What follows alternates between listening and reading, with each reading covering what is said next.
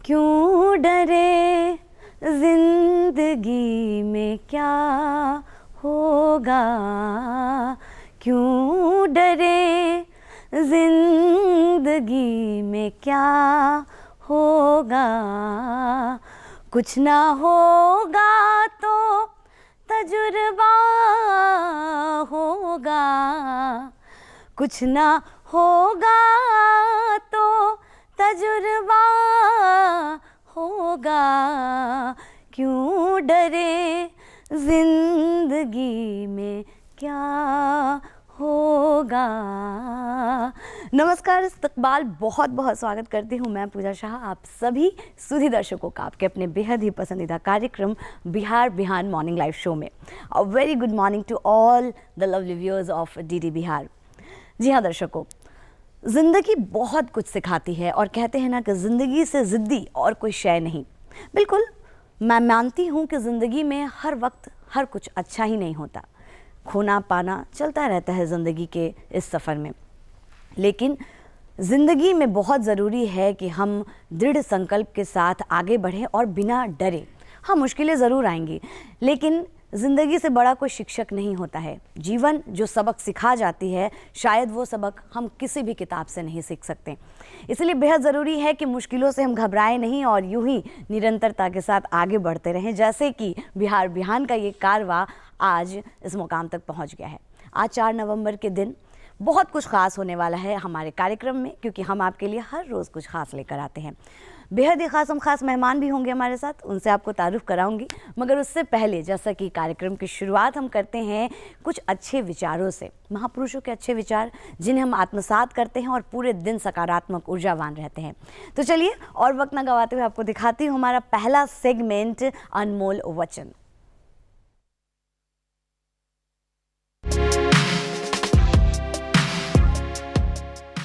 मनुष्य जितना ज्ञान में घुल गया हो, उतना ही कर्म के रंग में रंग जाता है।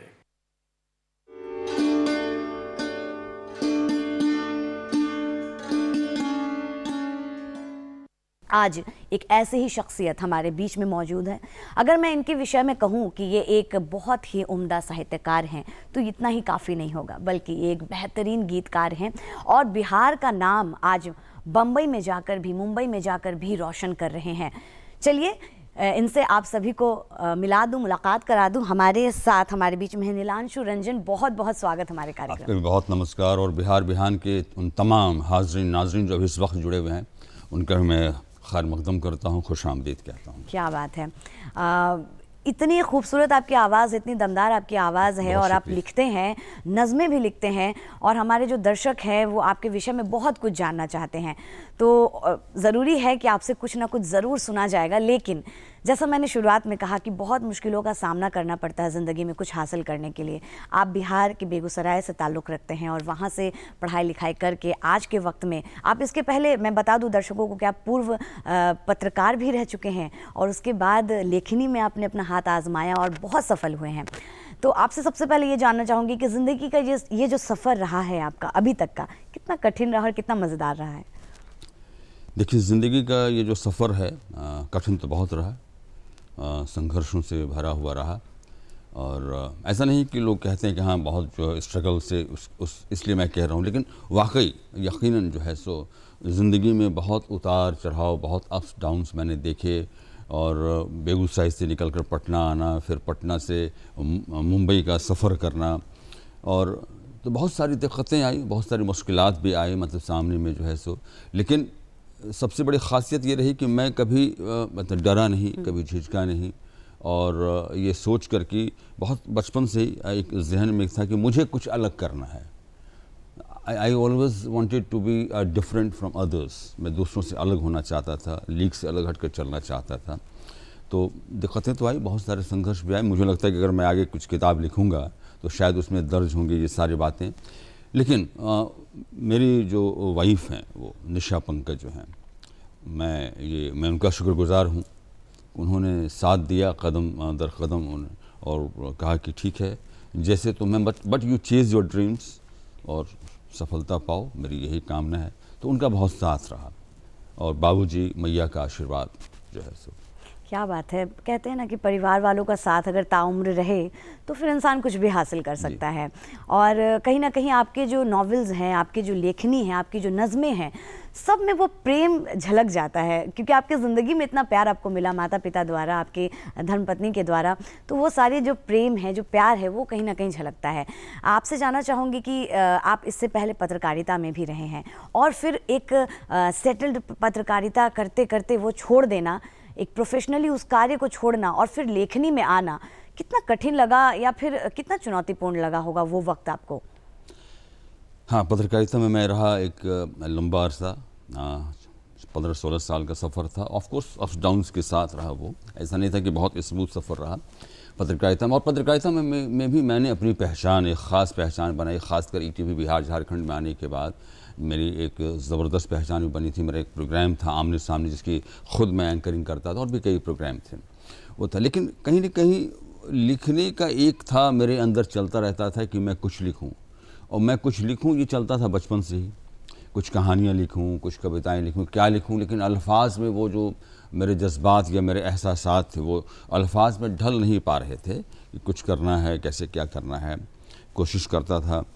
2014 में एक ऐसा वक्त आया कि जब मैंने इसको छोड़ा और मैंने नज़में लिखना शुरू किया। और पहली जो मेरी नज़्म थी वो थी प्यार में भीगी वह लड़की। मुझे याद है आज भी, 2014 के दिसंबर में मैंने लिखा था वो प्यार में भीगी वह लड़की। वो बाद में आहा ज़िंदगी में भी वो जो है वो प्रकाशित हुई, शाया हुई वो नज़्म जो है। तो मैंने लिखा, और प्यार में भीगी वह लड़की ऐसा मतलब सफ़र शुरू हुआ कि बस मैं भीगता ही चला गया। क्या बात है। तो क्यों ना हमारे दर्शकों को भी भिगा दिया जाए। मैं भी बहुत उत्सुक हूँ ये जो आपकी नज़्म है उसको जानने के लिए। थोड़ी सी अगर कुछ पंक्तियाँ आप सुनाएं हमें। प्यार में भीगी वह लड़की। ज़रूर ज़रूर ज़रूर, क्योंकि जब इतनी खूबसूरती से आपने लिखा है और आपकी इतनी दमदार आवाज़ है, इसमें सुनने का एक अलग ही मज़ा आएगा। जी बिल्कुल। और ये जो मेरी नज़मों का जो ये संग्रह है, रात, खामोशी और तुम, जी। इसमें ये आई भी है ये नज़्म। अच्छा अच्छा। तो मैं सुनाता हूँ, चूँकि बहुत दिन हो गए मुझे, मतलब याद नहीं ठीक, लेकिन मैं पढ़ के सुनाता हूँ। बहुत सारी नज़्में मुझे याद भी हैं। बिल्कुल। प्यार में भीगी वह लड़की, लंबे इंतज़ार के बाद उस दिन वह मेरी बाहों में आई। लंबे इंतज़ार के बाद उस दिन वह मेरी बाहों में आई। मैंने उसकी आँखों को चूमा और वह मुस्कुराई। मैंने उसकी आँखों को चूमा और वह मुस्कुराई। कपकपाते होठों से उसने कहा, कपकपाते होठों से उसने कहा, आज चाँद बहुत खूबसूरत दिख रहा है। मैंने कहा, चाँद तो हर दिन ऐसा ही लगता है। मैंने कहा, चाँद तो हर दिन ऐसा ही लगता है, फ़र्क है तो बस यही, आज तुम मेरे प्यार में भीग गई हो। क्या बात है। फ़र्क है तो बस यही, आज तुम मेरे प्यार में भीग गई हो। उसने कहा, मैं तो तुम्हारे प्यार में कब से भीगी थी। मैं तो तुम्हारे प्यार में कब से भीगी थी, कब से इंतज़ार कर रही थी कि तुम मुझे अपनी बाहों में लोगे, मेरी आँखों को चूमोगे। मैंने कहा, मैं तो तुम्हारे आमंत्रण का मुंतज़िर था। मैं तो तुम्हारे आमंत्रण का मुंतज़िर था। फिर उसने मुझे अपनी बाहों में लिया, मेरी आँखों को चूमा और कहा, प्रेम करते हो तो आँखों की भाषा पढ़ना भी तो सीखो। क्या बात है, वाह, दिल को छू लेने वाली ये नज़्म, बहुत खूबसूरत। और मैंने एक चीज़ गौर किया कि आपकी जो ये कविता है इसमें हिंदी उर्दू दोनों शब्दों का बड़ा सुंदर सा समावेश है। आपसे जानना चाहूँगी, आप एक साहित्यकार हैं और बहुत सारे लोग आज के वक्त में लिखते हैं, और ख़ासकर अगर मैं यंगस्टर्स की बात करूँ, हिंदी के प्रति उनका रुझान अब बहुत अधिक बढ़ता हुआ नज़र आ रहा है। क्या कुछ कहना चाहेंगे उन्हें कि उर्दू भाषा और हिंदी भाषा, ये जो दो बहनें हैं, दोनों को जानना कितना ज़रूरी है? देखिए, अगर आप शायरी की दुनिया में आती हैं और जो अदब है पूरी तरह से जो है सो, इसके लिए आपको उर्दू सीखनी पड़ेगी, उर्दू जाननी पड़ेगी। उससे कई फ़ायदे हैं। पहला ये कि आपका जो तलफ़ुज़ है, अल्फाज का जो होता है, वो तलफ़ुज़ आप सही कर पाएंगे आप जो है। उसके बाद क्या कि उर्दू इतनी मतलब तहज़ीबी ज़बान है, ये शीरीन ज़बान है, इतनी मीठी ज़बान है ये कि आप जो भी लिखते हैं या जो भी बोलते हैं ना, उसको बड़ी खूबसूरती से ये भरता है उसको, ये जो है उर्दू। मैं ये नहीं कह रहा हूँ कि हिंदी में वो खूबसूरती नहीं है, दोनों साथ साथ, हिंदी और उर्दू साथ साथ चलती हैं जी। हिंदी की अपनी खासियत है, उर्दू की भी अपनी खासियत है, लेकिन उर्दू के साथ क्या है कि आपको बहुत ही सलीक़ेदार बनाता है, बहुत ही तहज़ीब और बहुत ही मतलब क्या इतनी मीठी मतलब इसकी ज़बान है, मत पूछिए जो है सो। उर्दू का ये खासियत जो है सो बहुत ही, और उसमें तो कई लोगों ने लिखा है, गुलजार ने भी लिखा है, बहुत लोगों ने भी लिखा बिल्कुल है। बिल्कुल। और कहीं ना कहीं मुझे लग रहा है ये खासियत आपने अपने भीतर लाया है और तभी आप मुंबई गए हैं। बहुत कम वक्त से आप मुंबई में हैं और वहाँ पर अभी बहुत सारे प्रोजेक्ट्स हैं आपके, अभी लाइनअप हो चुके हैं। एक गीतकार के रूप में आप वहाँ पर अब खड़े उतर रहे हैं, बिहार का नाम रोशन कर रहे हैं बहुत कम समय में। कोरोना का भी ये काल अभी पूरी तरीके से मैं कहूँगी अभी टला भी नहीं है, लोग अभी भी प्रिकॉशंस ले रहे हैं। उसके बावजूद वहाँ जाकर रहना, अपने परिवार से दूर रहना और सब कुछ हासिल कर लेना इतनी जल्दी में, तो कहीं ना कहीं मुझे लगता है कि वो प्रतिभा आपके भीतर थी, आपके लेखनी में वो बात थी, तभी लोगों को वहाँ पसंद आई। वो सफ़र कैसा रहा है आपका? देखिए, जो पिछले साल सितंबर में जो मेरा उपन्यास आया फासले दर फासले, ये एक्चुअली ये कम्युनल राइट पर बेस्ड है, सांप्रदायिक दंगे पे हिंदू मुस्लिम एंगल है इसमें जो चल रहे हैं, और साथ साथ इसके बैकड्रॉप में एक प्रेम कहानी भी चल रही है। बड़ी खूबसूरत प्रेम कहानी है ये जो है चल रही है।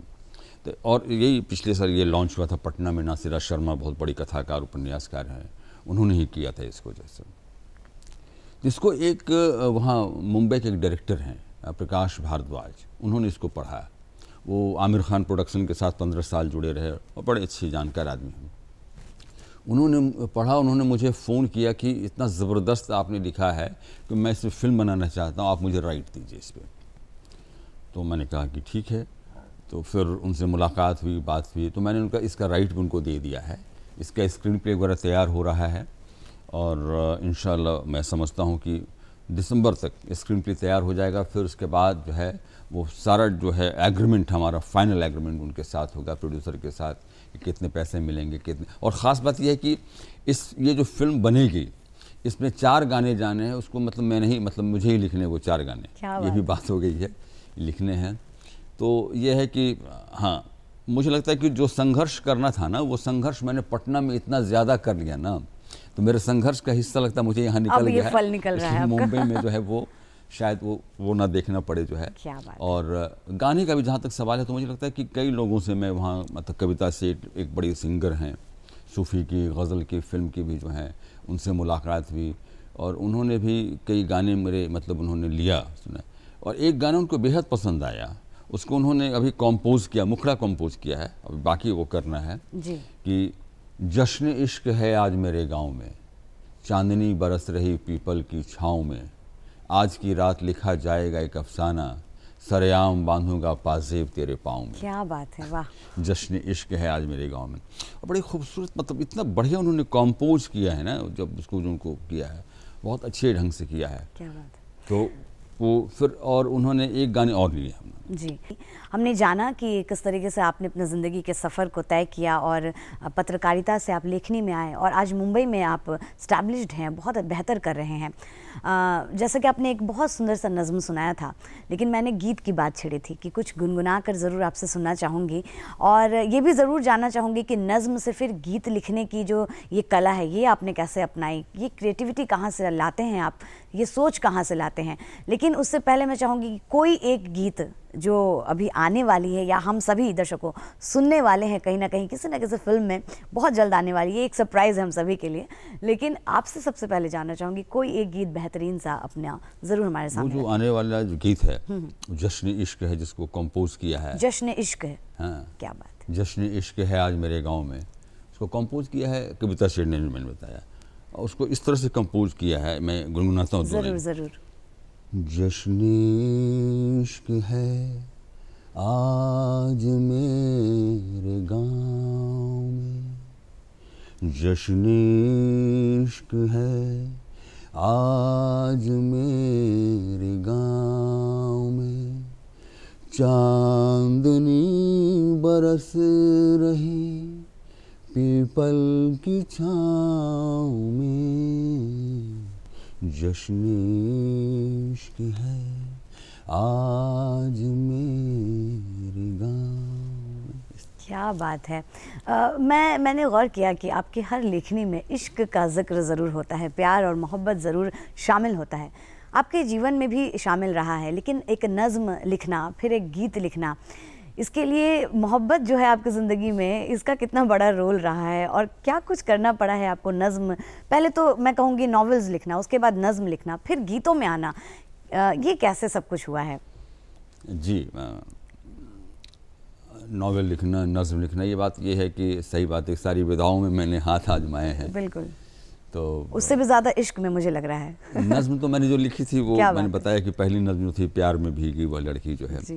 कभी कभी देखिए पूजा जी, ज़िंदगी में कुछ ऐसे लम्हात होते हैं जो आपकी ज़िंदगी के बंद सफ़ों को खोल जाते हैं और उस पर कुछ अल्फाज भी दर्ज कर जाते हैं।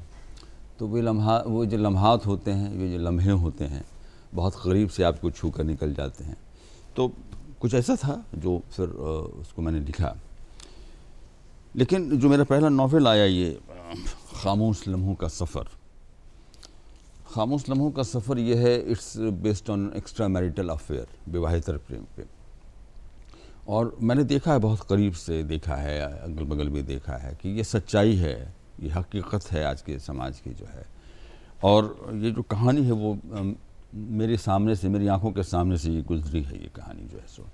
इसको मैंने देखा, इसके किरदार को मैं जानता हूँ, इसके बैकड्रॉप को मैं जानता हूँ। तो इस पर मैंने लिखा जो है सो। और ये खामोश लम्हों का सफ़र। लेकिन सबसे बड़ी बात यह है कि जो मैंने इसमें लिखा है, इसमें जिस्मानी रिश्ते का तकाजा नहीं है। ये पूरी तरह से जो है मतलब मोहब्बत है, इश्क है, संयोग है कि नायिका भी शादीशुदा है और नायक भी शादीशुदा है। It's just a chance. लेकिन दोनों के बीच में जो है सो बहुत ही गहरा प्रेम है, बहुत ही ज़बरदस्त है। लेकिन ये जिस्मानी रिश्ता नहीं है इसमें जो है सो। ये एक्स्ट्रा मैरिटल रिलेशन नहीं है, ये एक्स्ट्रा मैरिटल अफेयर है ये। और इसको पटना में लॉन्च किया था, ममता कालिया ने ही किया था। और ये तो खैर मुझे लगता है कि आने के तुरंत बाद ही जो है ये इतना ज़्यादा जो है निकल चुका था, ये अमेज़न वगैरह पर कि 5 स्टार मिल गया था 2-3 महीने के अंदर जो है सो। और काफ़ी इसकी बिक्री हुई बहुत ज़्यादा। मुझे फ़ोन वोन बहुत आए बाहर से भी, कई जगहों से। उसके बाद लगातार मैंने नज़में लिखी। हाँ, मैंने नज़में जो है वो मैंने छोड़ी नहीं, वो मैं लिखता रहा। और उसके बाद मुशायरे में जाना शुरू किया। मुशायरे में जब जाना शुरू किया तो बहुत से लोगों ने कहा कि आप जो लिखते हैं, आप गाने क्यों नहीं लिखते हैं? आप गाने लिख सकते हैं, बहुत अच्छा गाना लिख सकते हैं। और ये इतने तो ये कहते कहते पता नहीं मेरे दिमाग में, मेरे जहन में भी ये बात आ गई कि मैं गाने लिख सकता हूँ। उसके बाद मैंने ट्राई किया, मैंने लिखना शुरू किया। बहुत सारे लोगों को मैंने जाना, पढ़ा, जो भी हैं गुलजार हैं, उनको मैंने देखा कि वो कैसे नज़्म लिखते हैं, गाने कैसे लिखते हैं। साहिल लुधियानवी का क्या है लिखने का, मजरू सुल्तानपुरी का क्या रहा है, तो उन लोगों को मैंने पढ़ा भी और जाना भी। लिखने के लिए पढ़ना तो खैर बहुत ज़रूरी है। तो वो जब तो मैंने फिर गाने भी लिखने मैंने शुरू किए। फिर कुछ लोगों को मैंने दिखाया तो उन्होंने कहा कि हाँ ये ठीक है, इसमें कुछ ये तब्दीलियाँ होनी चाहिए, ऐसे होने चाहिए। वो मुझे कुछ टेक्निक, गाने के कुछ टेक्निक होते हैं अपने, जैसे गज़ल के कुछ टेक्निक होते हैं, वैसे गाने के भी टेक्निक होते हैं कि गाने का कैसे क्या मीटर से बाहर नहीं जाना चाहिए, तो ये होना चाहिए। अब कविता सेठ जो अभी गा रही हैं तो उन्होंने मुझे अंतरा में कई बार चेंज करवाया कि नहीं ये मीटर से बाहर आ रहा है, ये इसको फिर इसको यहाँ पे ये अल्फाज नहीं कुछ और जोड़िए। तो उसको मैंने किया, उसको जो है तो अब वही चल पड़ा है। तो अभी तो एक और गाना मैंने बताया आपको कि स्नेहा खानवलकर एक म्यूज़िक कंपोज़र हैं, वो भी कंपोज कर रही हैं। मेरा एक गाना बहुत पसंद किया उन्होंने कि मेरे इश्क को रूहानी कर दे, मेरे इश्क को रूहानी कर दे, होठों से छू कर इसे आसमानी कर दे, हो जाए इश्क मशहूर हमारा, कुछ तो ऐसी नादानी कर दे। क्या बात है, वाह क्या तो वो भी मुझे लगता है कि बहुत जल्द ही किसी फिल्म में वो आएगा। वो बोल रही हैं कि मैं इसको मैं कर रही हूँ और किसी फिल्म के लिए मैं पिच करूँगी।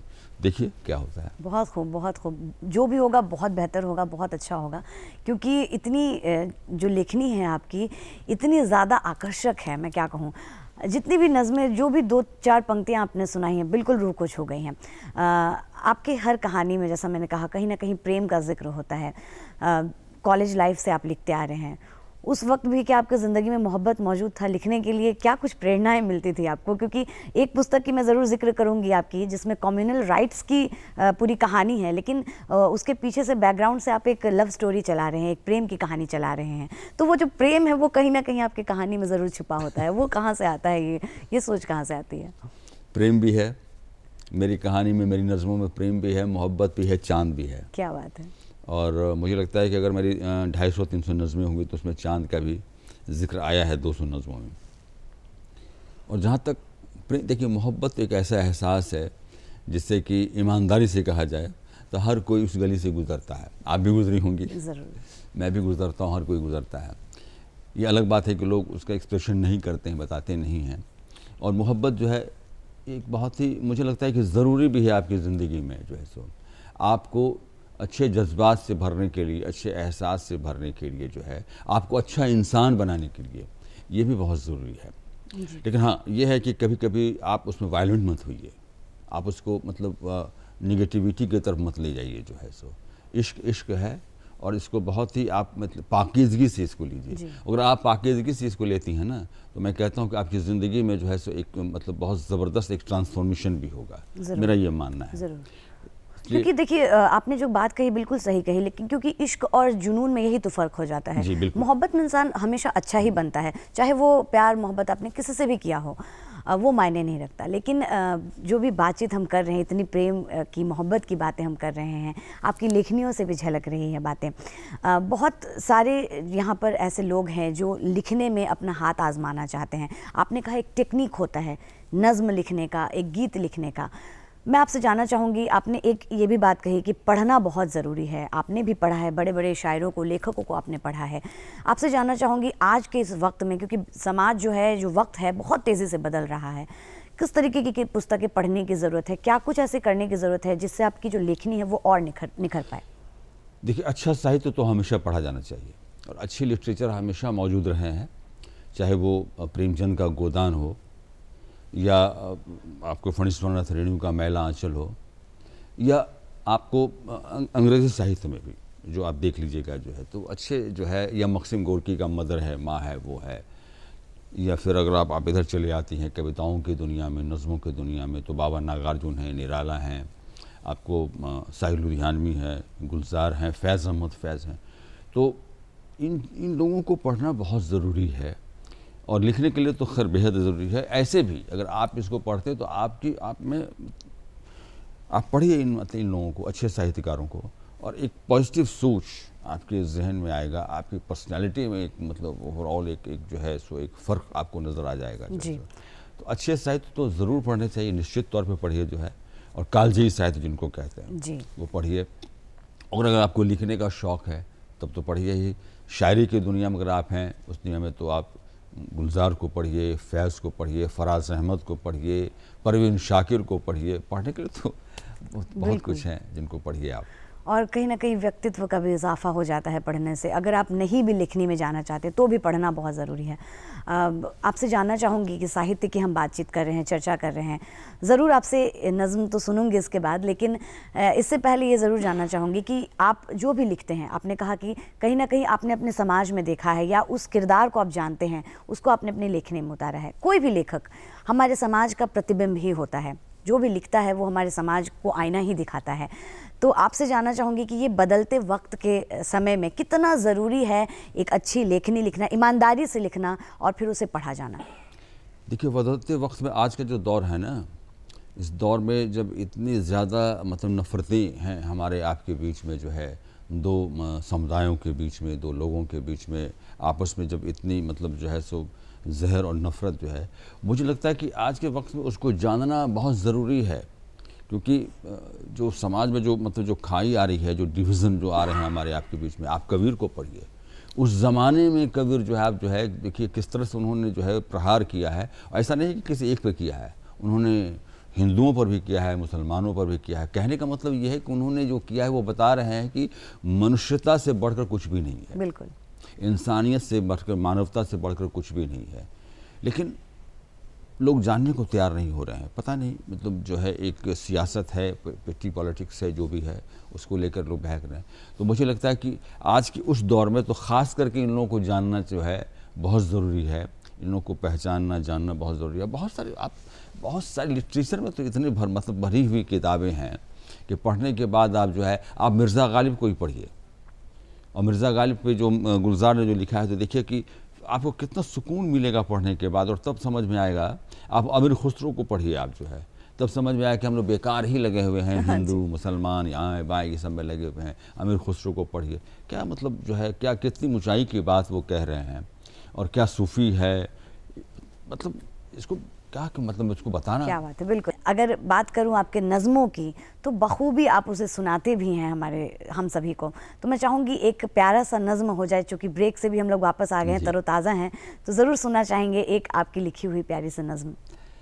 मेरी एक नज़्म है, उसका उन्वान है चाहता हूँ। चाहता हूँ दुनिया की सारी खूबसूरत नज़में किताबों से निकाल कर टाँक दूँ उन्हें तुम्हारे जुल्फ़ों में जूही बेली की तरह। चाहता हूँ दुनिया की सारी खूबसूरत नज़में किताबों से निकाल कर टाँक दूँ उन्हें तुम्हारे जुल्फ़ों में जूही बेली की तरह। तुम ही बताओ अब किन किन की किताबों को ढोता रहूँ। क्या बात है। तुम ही बताओ अब किन किन की किताबों को ढोता रहूँ। फैज़ की या कि गुलजार की, अमृता की या कि साहिर की, कैफ़ी की या कि फ़िराक़ की, किन किन की किताबों को ढोता रहूँ। हाँ, चाहता हूँ उन सारी खूबसूरत नज़मों को किताबों से निकाल कर टाँक दूँ तुम्हारी जुल्फ़ों में चाँद सितारों की तरह। और तुम्हें अपनी बाहों में लेकर छूता रहूँ नज़मों को अपने होठों से, और मसर्रत में तुम्हारे होठ थिरकते रहें, और तुम्हारे होठों की थिरकन की मौसीक़ी उतरती रहे मेरी रूह में रफ्ता रफ्ता। क्या बात है, बहुत बहुत खूब। ये सिर्फ मुझे नहीं लग रहा है कि आशिक मिजाजी है, बल्कि मैं कहूँगी कि रूह में उतरने वाली ये सारी जो है आपकी ये नज़में हैं, ये हैं। आपने बहुत सारे गीत लिखे हैं जो कि अभी आने वाले हैं, कहीं ना कहीं हमारे फिल्मों में हम सुनने वाले हैं, देखने वाले हैं। आपसे जानना चाहूँगी ऐसा कौन सा गीत है जो आपके दिल के बहुत करीब है, वो ज़रूर सुनाए हमारे दर्शकों को। गीत तो मैंने कई लिखे हैं, लेकिन जो लिरिक्स पे जो बातचीत चल रही है, कई गीत मैंने लिखे हैं। तो उसमें एक गाना है जिसमें कि मैं आपको बता रहा हूँ, जिस पे कविता सेठ ही वो करने जा रही हैं जी। और मुझे लग रहा है उस गीत में भी मोहब्बत का जिक्र तो ज़रूर होगा, क्योंकि उसके बिना आपकी जो लेखनी है वो अधूरी है कहीं ना कहीं। और एक ये है जी, इसका मुखड़ा, जूड़े में लगा लो गजरा, जूड़े में लगा लो गजरा, चांद बहुत सुंदर निकला है।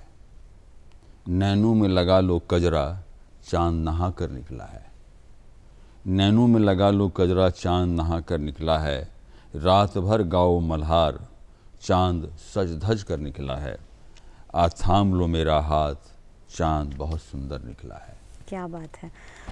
ये चांद जो है, इसे हम लोग बड़ा अपने हिसाब से इसको इस्तेमाल करते हैं। कभी इसे अपना चंदा मामा के रूप में देखते हैं, कभी मोहब्बत प्रेयसी के रूप में हम बना देते हैं। आपने अपनी कविताओं में चांद का भी बहुत खूबसूरत जिक्र किया है। क्या कुछ सोच रहती है आपकी जब आप लिखते हैं? जी, चांद का जिक्र तो मैंने बताया कि जो 200-250 नज़में हमारी हैं, उसमें से कम 200 नज़मों में चांद का जिक्र हुआ है। जी। और चांद से मैं पता नहीं क्यों मैं बहुत ज़्यादा चांद से मैं बहुत ज़्यादा आकर्षित रहा हूँ। और अभी नहीं, बचपन से ही मुझे याद है कि जब मैं छोटपन में मैं था, स्कूल में पढ़ता था, तो चांद जब बहुत खूबसूरत निकला, और तो मैं भाग जाया करता था अपनी छत पे, घर की छत पे, और चांद को मैं निहारता रहता था, सितारों को मैं निहारता रहता था।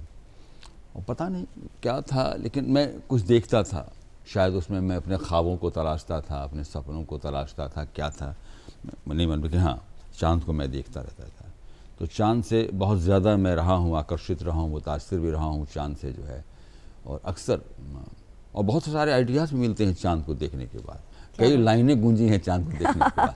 क्या बात है। देखिए, अपने अपना नज़रिया है, अपनी अपनी क्रिएटिविटी है। जो आपकी क्रिएटिविटी है वो हम अभी यहाँ देख पा रहे हैं। मैं दर्शकों को कहना चाहूँगी कि आप पत्रकारिता में भी रहे हैं और डीडी बिहार से आप जुड़े हैं इससे पहले भी, वो भी एक समय रहा है। क्या कुछ वक्त रहा है, वो सब कितना रोमांचक रहा आपकी ज़िंदगी का वो लम्हा, वो सफ़र, क्या कुछ कहेंगे? वक्त मतलब बॉम्बे का या यहाँ का, कहाँ का? मैं यहीं की बात कर रही हूँ। दूरदर्शन से भी आपका जुड़ाव रहा है। जी, दूरदर्शन, हमारे डीडी बिहार से भी आपका जुड़ाव रहा है, तो क्या कुछ कहना चाहेंगे आप? वो भी एक लम्हा रहा, वो भी एक सफ़र रहा। अरे मैं ये कहना चाहूँगा कि बहुत ही एक बढ़िया एक प्लेटफॉर्म है, बहुत ही खूबसूरत कार्यक्रम है। और मैं तो तीसरी दफ़ा आज आपके सामने मैं रूबरू हूँ बिहार बिहान में। और मुझे लगता है कि कल जब मैं और सफल हूँ मुंबई में, तो कल मैं फिर आपके साथ रहूँगा, फिर आपके साथ बैठूँगा। और मुझे बड़ी खुशी है कि चूँकि मेरा अपना घर है, बिहार है, सब कुछ अपना है, अपना प्रदेश है, सब घर रहा है। तो यहाँ के इस चैनल पे आने में जितनी खुशी होती है उतनी कहीं और चैनल पे आने में नहीं जाती। लेकिन ये अपना है, अपना घर है, अपना है, सब कुछ जो है। बिल्कुल। और मुंबई में मिलाकर हूँ मैं, लेकिन पटना तो दिल में धड़कता है। क्या बात है। यही मोहब्बत जो है वो कहीं ना कहीं आपको अपने शहर से भी है, और समय की भी बहुत कमी है हमारे, लेकिन आपकी जो नज़में हैं वो जो सुनने का जो सार है ना वो ख़त्म नहीं हो रहा है, वो जो लगाव है वो कहीं ख़त्म नहीं हो रहा है। नज़में बहुत सारी हमने सुनी, आपकी कहानियों के विषय में हमने जाना, लेकिन मैं जानना चाहूँगी आपसे कोई एक ऐसी कहानी जो आपके दिल के करीब हो और आप चाहते हो बहुत ही संक्षेप में हमारे दर्शकों को सुनाना। क्या कुछ लिखते हैं आप, किस प्रकार लिखते हैं आप? देखिए, मेरी एक कहानियाँ भी मैंने कई लिखी हैं जी। और आई हैं, वो अच्छी अच्छी पत्रिकाओं में आई हैं। मेरी एक कहानी अभी हाल में पाखी के सितंबर में मेरी एक कहानी आई है, खरोंचे।